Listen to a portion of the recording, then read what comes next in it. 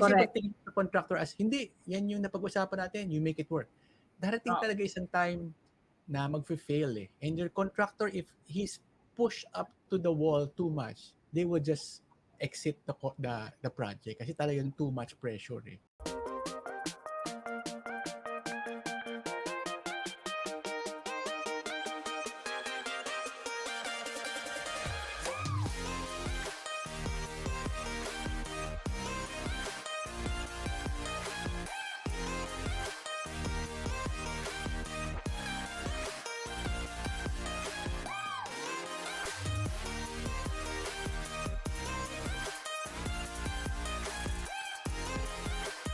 I have 70-year-old clients. They're enjoying life, going on cruise ships, abroad. Kasi every first of the month, they get a certain rental income. Ubusin man nila yan, next month meron na naman. Ubusin na, next month meron na naman. Unlike build and sell, it's very active eh. But we are trained eh. Yung society natin, we are trained to be very active, to be productive.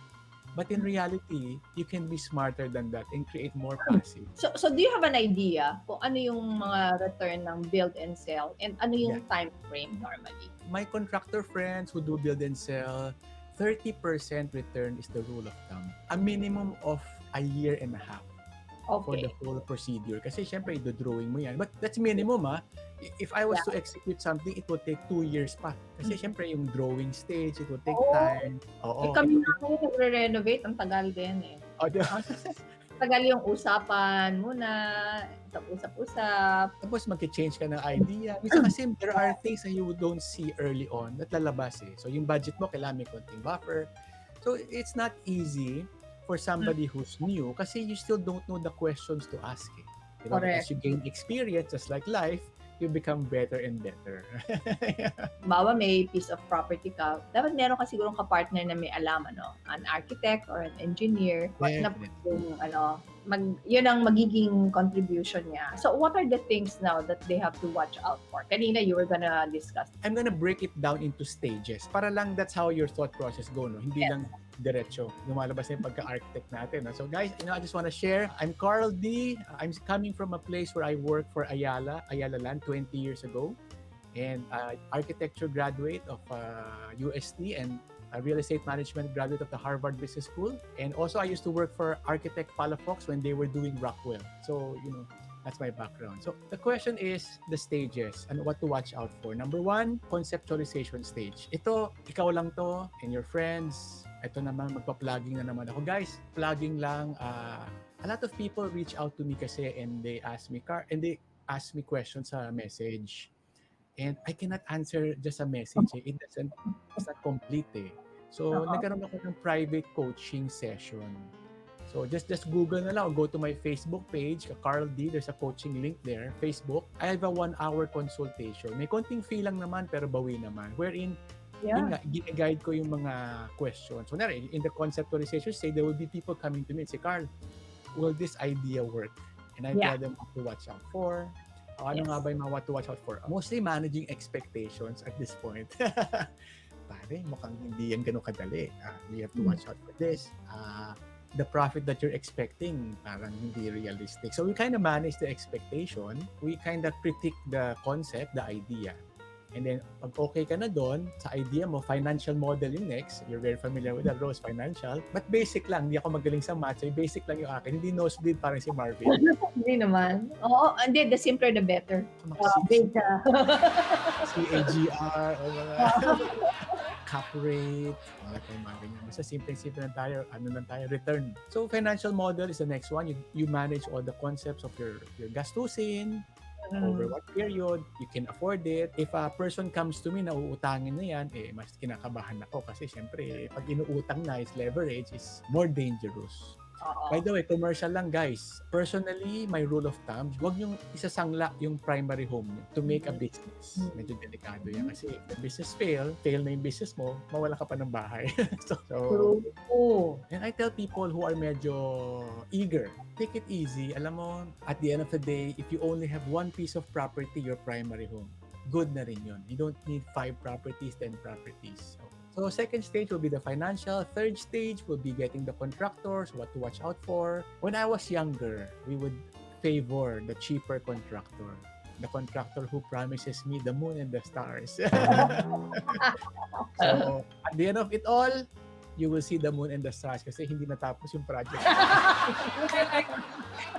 In choosing a contractor, I really go for relationship. Titignan ko, magkakasundo ba kami nito? Kasi, alam nyo, in the end talaga, it's all about relationships, no? I agree. Kung ang sobrang daming horror stories ngayon ng mga contractor na tinatakbuhan.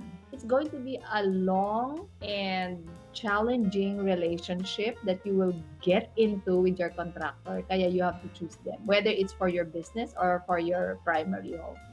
Very well said, Rose. I wanna add on lang, Rose, no, in fairness to the contractors, I wanna give them a voice. Sometimes we see sa internet, no, na si contractor hindi na tinapos, si contractor palpak yung promise. But also, may role din kasi tayo as the owner. If we don't supply the contractor with the right budget, drag on natin yung release ng payment, pwedeng mag-drag on din yung pagbili na ng material at mag-add on na yung labor, magka-kandaleche flan na tayo niyan, di ba?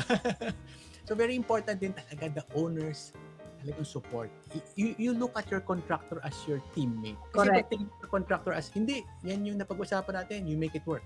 Darating talaga isang time na mag-fail eh. And your contractor, if he's pushed up to the wall too much, they will just exit the project kasi talagang too much pressure eh. Talagang give and take. Sometimes it's not a perfect science. Unless your contractor overprices too much, there will be chances na mabibitin siya kasi may mga along the way changes and also support lang, support.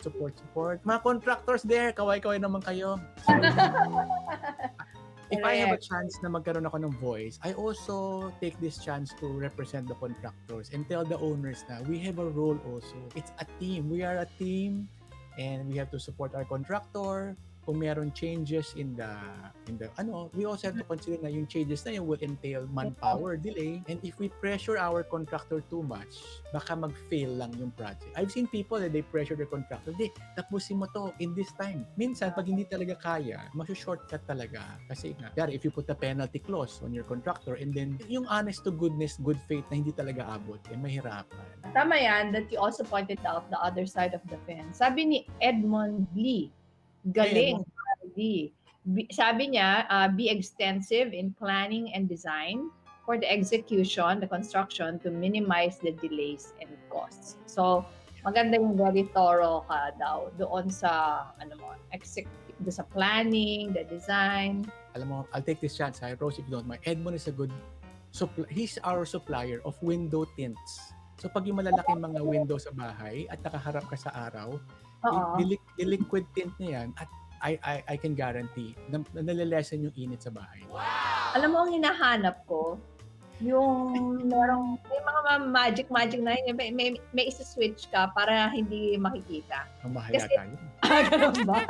I heard. I really like natural light in our house. Pagka naman bibili ka ng first home mo, Carl, ano dapat yung ipe-prepare mo na equity mo? Guys, I want to share with you lang. Rose asked me a question about primary home. But the question is the financial aspect behind it. No? Equity. I will categorize it. If you can pay for it in cash, that's the best. Diba? Kasi wala ka ng obligation. But let's face it, I just need to say it out. That's the level 1. Pay it in cash. Number 2, that's where the analysis comes in. How much equity? I guess it will depend on the other side. How much loanable amount can you pay? Diba? Yeah. Kasi pag masyadong mababa yung cash out mo, ang laki ng loan amount mo. Oo. Diba? And so it's not healthy eh. Kasi ang laki masyadong tinitake on mo na utang. Grabe no, how we're going from one space to another ng real estate, no, from the business side to the rental side, now to the borrowing sides. Okay, people come to me say, Carl, ilang percent ba dapat ang loanable amount ko, ganon. Ako, I just make it into a peso amount. How much monthly excess do you have in a month?